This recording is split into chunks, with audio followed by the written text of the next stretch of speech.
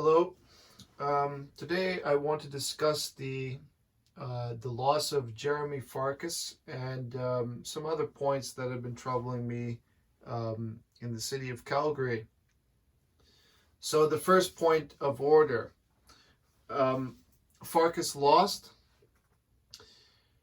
and he lost big time. I believe the vote difference was more than 50,000. Um, so it seems that the left has seized Calgary, at least in the amount of votes that came forward for Gondek, and there's not much to be said about that. However, I discovered later that in an act of sheer desperation, Farkas turned to his adversaries for, I guess, to try to draw their support base into supporting him. But that didn't work at all, and actually proved him a hypocrite and not holding to his ideals and his principles at the end. So he made a letter apparently to Jeff Davidson and Brad Field, appealing to them and, for lack of a better word, kissing their asses to try to get them on his side. Too little, too late. So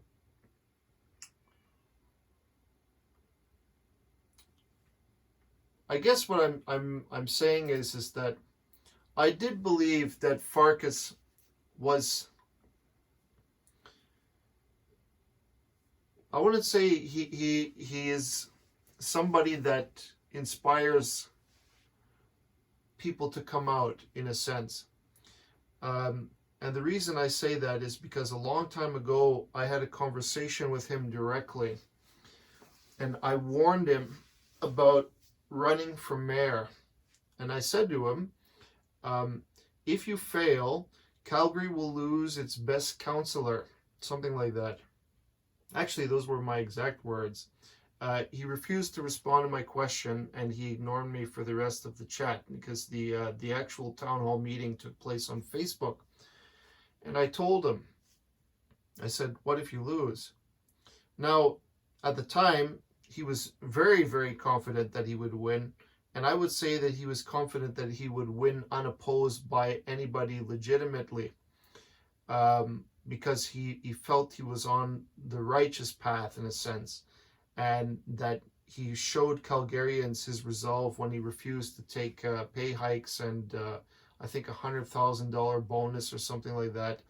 He refused to take all that money, and he refused again after he wasn't elected, declines council pension, transition, and allowance. So the fact of the matter is, it's a misreading of what people really wanted. He has a very passionate and conservative following, and that should be, you can't win an election,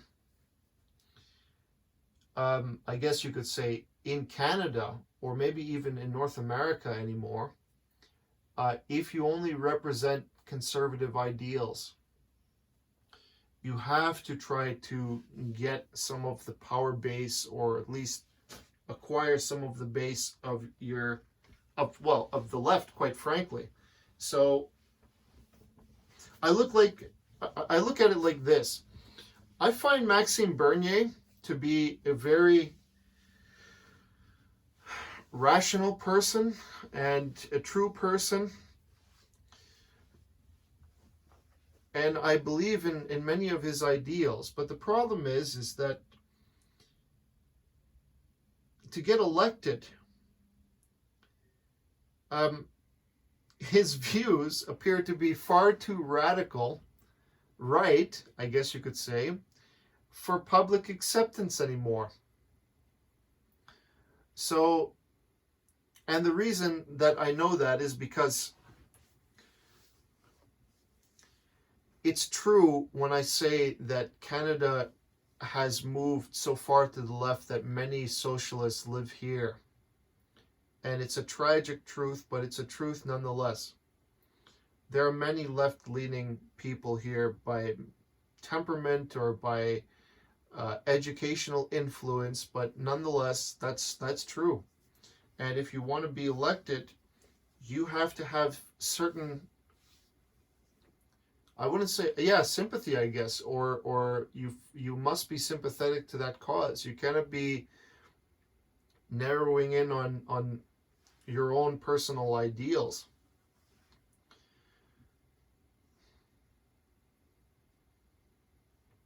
In politics,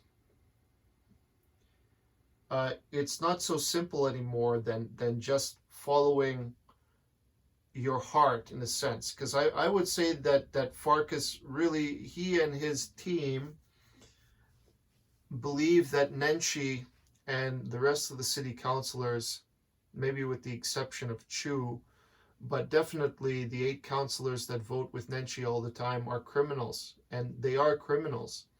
I look at how they've raped this city, and they've stolen so much from us and concealed the fact that the city is actually failing. And looking at this experience that Farkas had allows me to deduce, say if I had been in his position, that it is actually a big mistake how he exposed all his principles for all to see and didn't apologize and didn't compromise on any of it.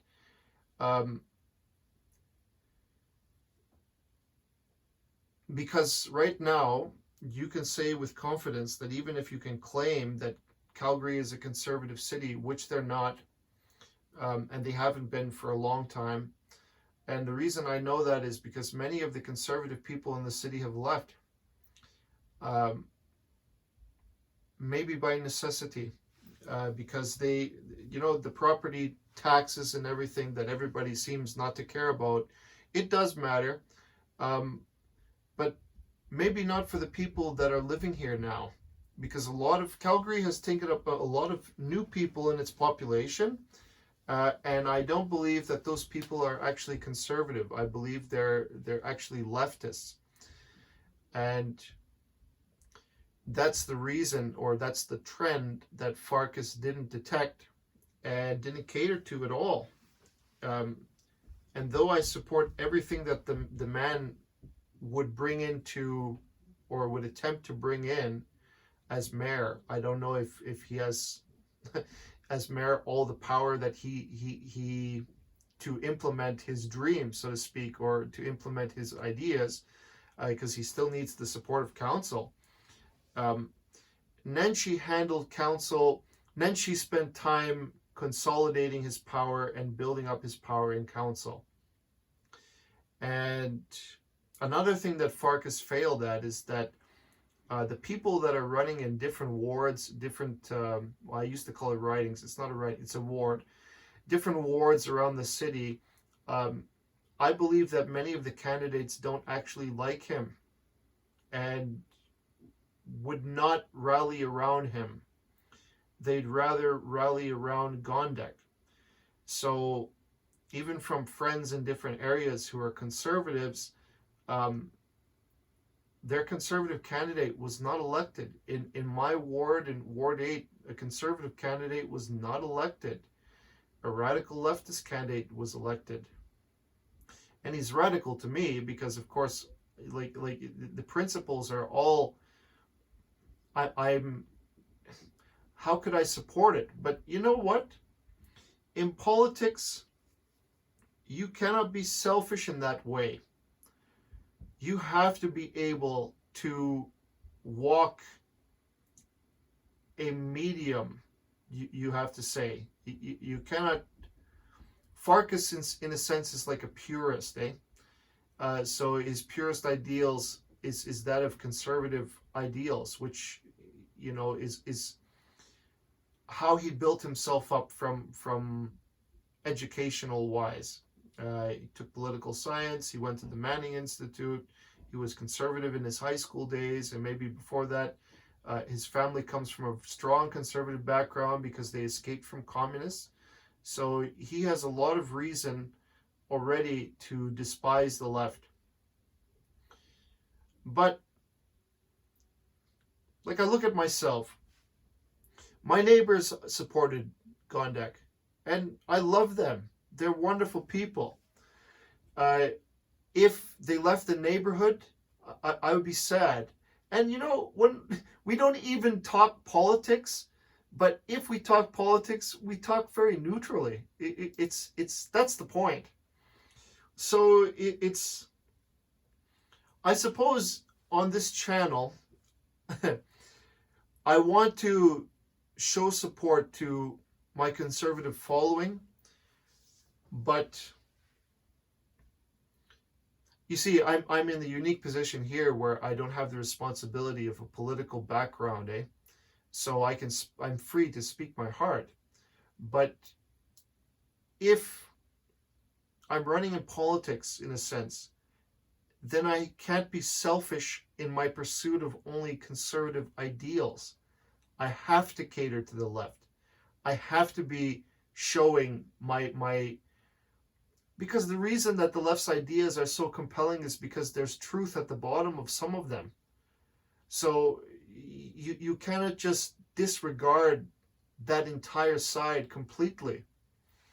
And in a sense, Farkas did. Jordan Peterson keeps defending the left. He keeps defending the principles of liberalism. And though I firmly believe that the federal government doesn't actually stand by the principles of liberalism, they actually stand by the terms of totalitarianism. And Nenshi and his goons stood for the principles of totalitarianism. There are still people who are leftist in temperament that need to be accounted for. And though he captured what I would say is the bulk of the conservative vote, if not all of it, it wasn't enough. It's not enough. You have to, if you're going to be mayor or the leader of a place, you have to understand your people very intimately, I would say, as a leader. In a sense, you have to be empathic to everyone as best that you can. And it's difficult, because people have so many different problems. So you cannot just, he's like a one-trick pony in a sense, even though his tricks are maybe 4 or 5. I will lower taxes, I make council more transparent, and yada and so forth. But people were asking him about issues that face the city. You see, people should be up in arms. If everybody was like me, people would be up in arms about the lack of efficiency with traffic and all the construction going on everywhere. The fact that they're destroying roads so that they can make a normal walkway wider. I may insert a clip of that right here. So, looking at, if people didn't want that, there'd be protesting against that. The bike lanes, for example, that's a huge issue.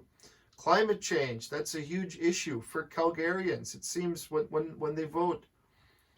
I could say that there is a rumor going around that Dominion had something to do with this election, and that there was a discrepancy again with their tabulation machines, and that they actually had to take the memory cards out of the tabulation machines and switch them to a new machine. So there may have been cheating in this election again. But when it boils down to it,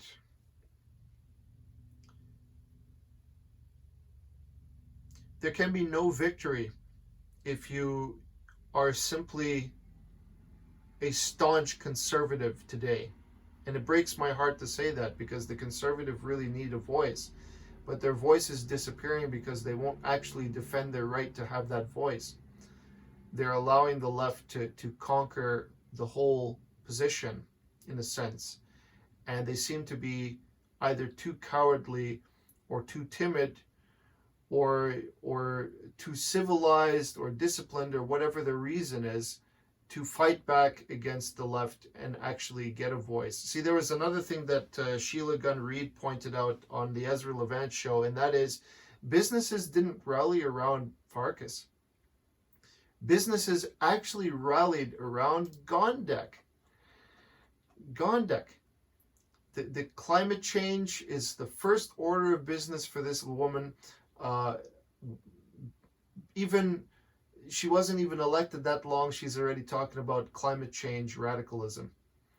So you, my viewers, know how I feel in my heart, because I haven't hid from you how I feel about issues like that.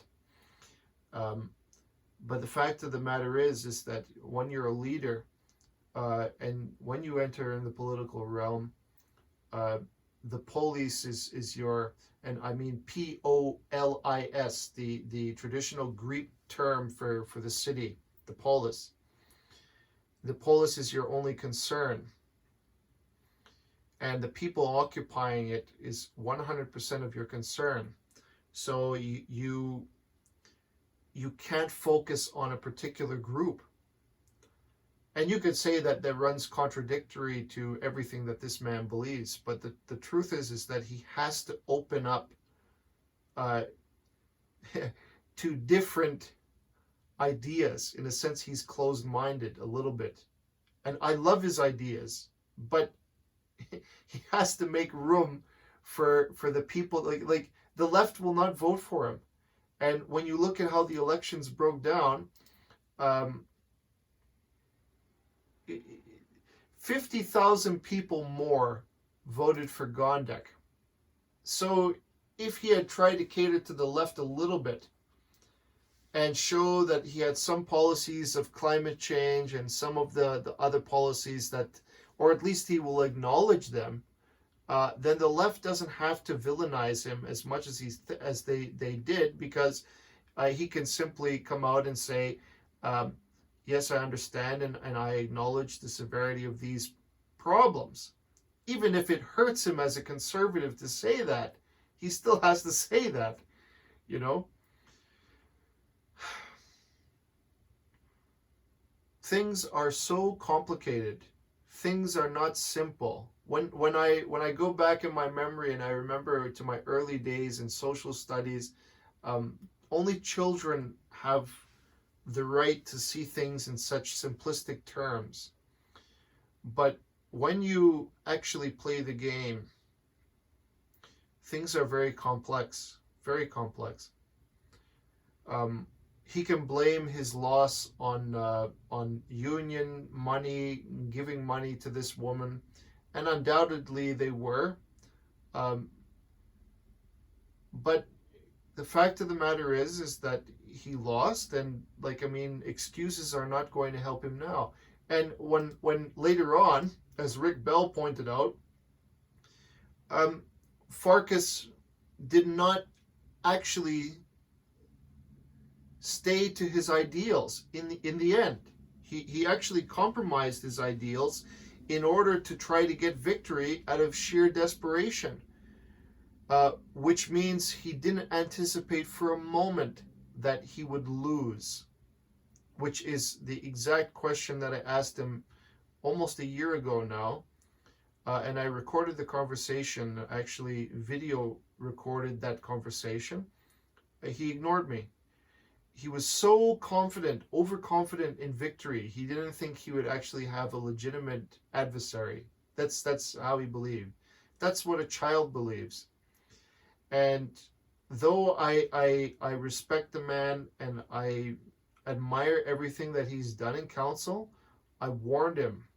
Calgary would lose their greatest councillor.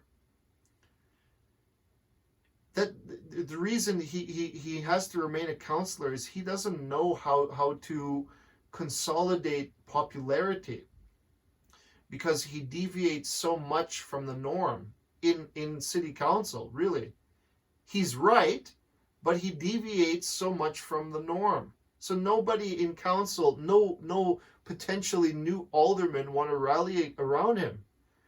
They rather rally around somebody that they know. They rally around Gondek.